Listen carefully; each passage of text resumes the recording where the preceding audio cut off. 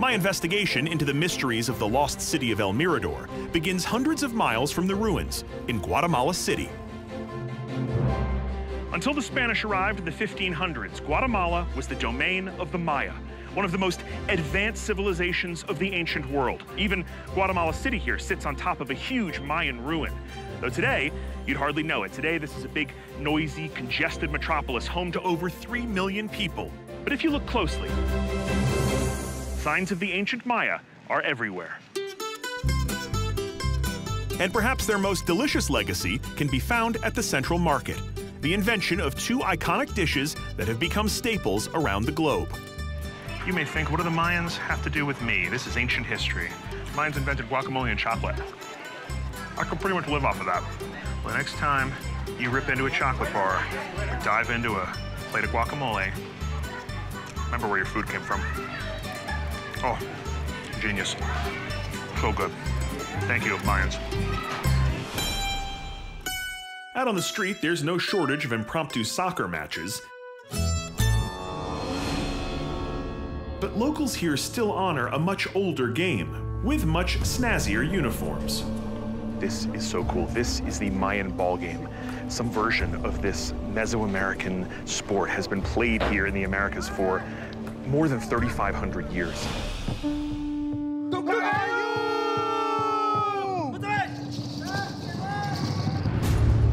The rules of the ancient game have been heavily debated, and there are some gruesome depictions of players being sacrificed at the end of the game. It may have been that if you lost the match, you lost your head. So I'm more than a little concerned when I sub in.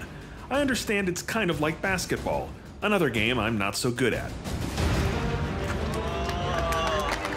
It's gonna be fine. It's gonna be fine. Okay, here we go. I remember the words of my old coach. If you can't shoot, pass. Ready? Yes. Yes! Yeah. Oh! Hey, great game. Thank you very much for showing me. Before I get pulled into a pickup game of skins versus skins, I hurry across town to the National Museum of Archaeology.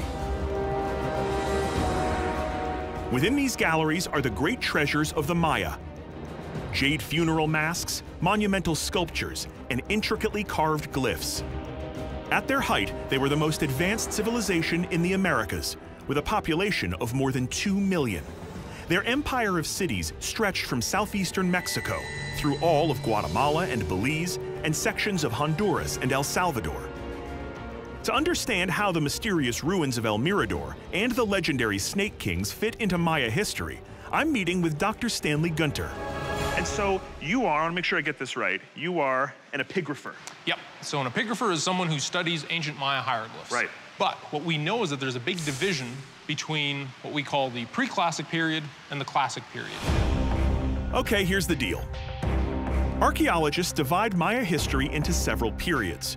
Almost everything you and I know about the Maya comes from the classic period. This was when powerful Maya kingdoms built elaborate cities like Tikal and later Chichen Itza. It's the height of their art, architecture, and engineering. Prior to this, though, is the longer and far less understood pre-classic period, which experts long believed was a more primitive civilization. And sometime around the year 150, this pre-classic kingdom completely collapses. So much so that we can barely read their writing. With the classic period glyphs, we can probably read about 80–85% of them. With the pre-classic, we can probably read less than 5%. Really? That's it? That's it. The rest of it's an unknown? All of these hieroglyphs are so different from the ones we see later on that it is still a big mystery as to how to read those texts. What we do know is that after the mysterious downfall of the pre-classic, the Maya re-emerged to build a new empire with new leaders. 300 to 900 AD is what we call the classic period, and that is where they are absolutely flourishing.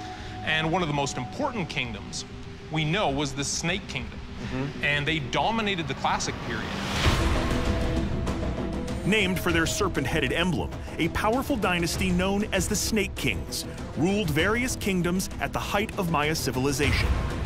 But Maya codebreakers like Stanley have found startling hints that they might have been inspired by even more powerful kings that came before them. Well, what's interesting is we have a lot of references to earlier pre-classic snake kings and snake kingdoms. So they're basically trying to copy what was going on before. Right. And why would they do that? So what we know is people will do that when they have a culture or a civilization that they absolutely revere and that was very powerful. Right. And so we know there must have been an enormously powerful snake kingdom in that pre-classic period. And these kings would have wielded more power than any other Maya kings in history. So they're hearkening back to something that must have been really a big deal, right? Right. So then it obviously begs the question, who were these earlier snake kings? And right. Where were they ruling? The answers may lie with an incredible artifact currently housed in the museum's secure storage vault. Oh, a whole nother museum. All the great treasures of Guatemala. So cool. And behind several more locked doors, one of the greatest treasures of all, something known as a dynastic vase, an object that may be the key to locating the remains of the original snake kings. And what makes this so special? It gives us the names of the earliest snake kings, and from this vase we know there were at least 19 of these guys. And did each one have a snake in their symbol? Each one has that because they were all snake kings. And can we tell their actual names? We have individual names. My favorite is this guy over here, Akab Yol Bachlam, dark-hearted jaguar. That's my new cologne. Dark-Hearted Jaguar by Josh Gates. Available at 7-Elevens everywhere. The dynastic vase reveals the identity of 19 powerful snake kings from the mysterious pre-classic period. But some key details are missing, like what happened to their kingdom and where are they buried. So this was found where? It was found by looters somewhere in the site of El Mirador. The vase offers a clue that the remote jungle ruins of El Mirador could be the home of the original snake kings, not to mention their vast royal riches. So does it stand to reason then that if these guys were ruling around El Mirador, there could be 19 undisturbed tombs of the snake kings there? There definitely should be. How significant would it be to find one of their tombs? It would absolutely revolutionize our understanding of the ancient Maya, because that's clearly now is the beginning of Maya civilization. If you are going to get any further answers to your questions, I think you're going to have to head off to El Mirador. It's easy to get to though, right? Not that easy.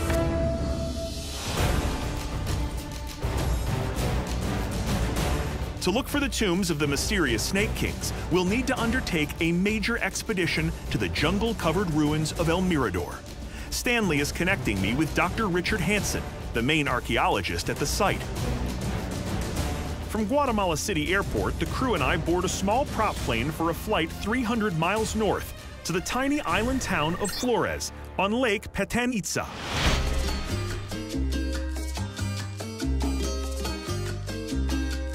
Flores is a sleepy colonial town. It's also the last vestige of civilization here in the north. After this, it's just jungle, so we have to stock up here on supplies before heading in. I try on a traditional Maya backpack called a mecapale. So this just goes like this, and there you go. Oh, so comfortable. Using 100% of the spine, which is really how you want to carry things. This is amazing. I'll see you later. Hey, hasta luego. Bye-bye. On the advice of my chiropractor, I ditch the neck pack and focus on the jungle essentials. A sharp machete. Just right. Protection from venomous snakes. You're just gonna hope that if you get hit by a snake, it's not above the knee. And of course, this explorer's must-have, the one thing that keeps me going. Ah, perfecto. Oh, I'm gonna miss you. I am gonna miss you.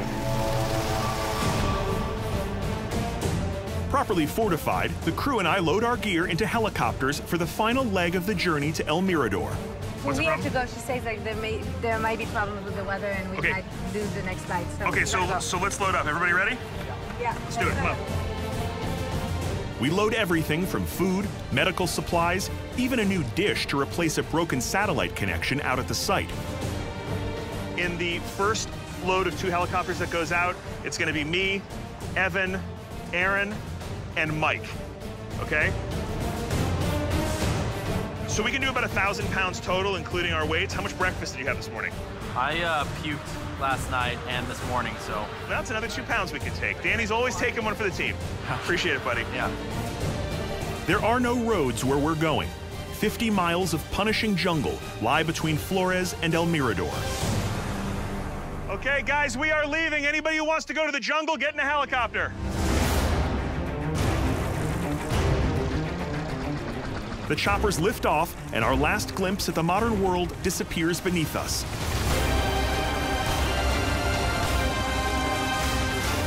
And we chart a course straight into the unknown.